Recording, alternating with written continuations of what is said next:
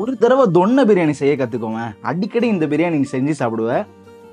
அந்த அளவுக்கு இது செம்ம ஒர்த்தா இருக்கும். எப்படி செய்யறதுன்னு சொல்றேன். ஒரு 1/2 கிலோ மட்டன் வாங்கிக்கோ, வெள்ளாட்டு கறியா வாங்கிக்கோ, அதான் சூப்பரா இருக்கும். வெள்ளாட்டு கறியோட தயிர், சில்லி பவுடர், கொரியாண்டர் பவுடர், கொஞ்சோண்டு உப்பு இதெல்லாம் போட்டு நல்லா மேரினேட் பண்ணி வச்சுக்கணும் மட்டனை. தொன்ன பிரியாணினாவே நம்ம பெங்களூர்லாம் நீ பார்த்துருப்ப. ஒரு மாதிரி கிரீன் கலர்ல இருக்கும்ல, அதுக்கான மெயின் பேஸ்ட் எப்படி செய்யறதுன்னு சொல்றேன். அந்த கிரீன் பேஸ்ட்டுக்கு ஃபர்ஸ்ட் லைட்டா எண்ணெய் போட்டு அதுல இந்த ஹாட் ஸ்பைசஸ் எல்லாம் போட்டுக்கணும். அதுல சின்னதா வெங்காயம் போட்டு வதக்கி அதுல புதினா கொத்தமல்லி ஒரே அளவு சேர்த்து லைட்டா வதங்கினதும் இஞ்சி பூண்டு பேஸ்ட் போட்டு அதை லைட்டா ஃபேன்ல ஆற விட்டு அதை அரைச்சு வச்சுக்கிட்டேன்னா நம்மளோட பேஸ்ட்டுமே ரெடி ஆயிடுச்சுடா. ஸோ ஃபைனலாக நம்ம பிரியாணி ப்ரொசீஜர் தான். எப்போவுமே நம்ம ஸ்டைல் பிரியாணி செய்வோம்ல அந்த மாதிரி தான். அதில் நம்ம மேரினேட் பண்ண மட்டன், அதுக்கப்புறம் இந்த பேஸ்ட்டு, அதுக்கப்புறம் கொஞ்சோண்டு இஞ்சி பூண்டு பேஸ்ட்டு, அப்புறம் உப்பு தேவையான அளவுலாம் போட்டு அது ஒரு 80-90% குக் ஆனால் கூட போதும். அதுக்கப்புறம் நம்ம பாஸ்மதி ஊற வச்சிருக்கோம் இல்லையா, அதனால ரொம்ப விசில் கொடுக்கணும்னு அவசியம் இல்லை.